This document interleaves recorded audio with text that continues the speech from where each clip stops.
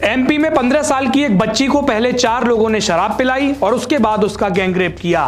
पहले बच्चियों को धरती पर जन्म लेने के लिए संघर्ष करना पड़ता था और अब उन्हें जिंदा रहने के लिए लड़ना पड़ रहा है।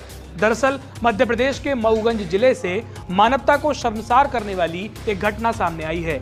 यहाँ पर एक 15 साल की आदिवासी नाबालिग छात्रा के साथ 4 युवकों ने गैंगरेप किया। आरोपी पहले किशोरी को बहला फुसलाकर सुनसान इलाके में ले गए, जहां उसे जबरन शराब पिलाई गई और फिर बेसुध हालत में उसके साथ सामूहिक दुष्कर्म किया गया। पुलिस ने इस मामले को देखते हुए पॉक्सो और SC/ST एक्ट में मामला दर्ज कर लिया है। मध्य प्रदेश के मऊगंज से ये घटना सामने आई है।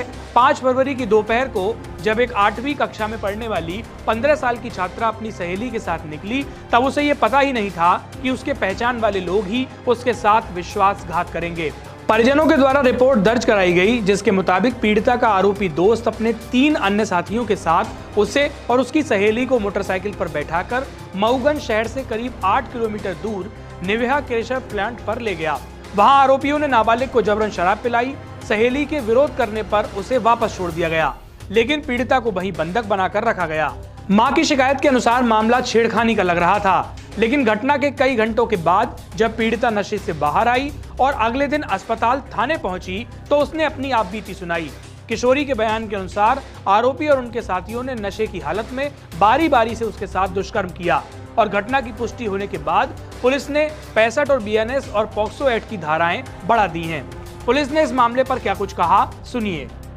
बच्ची नशे की हालत में थी, नाबालिग बच्ची है, जिसको तुरंत हॉस्पिटल में एडमिट कराया गया। बच्ची की हालत अभी स्वस्थ है।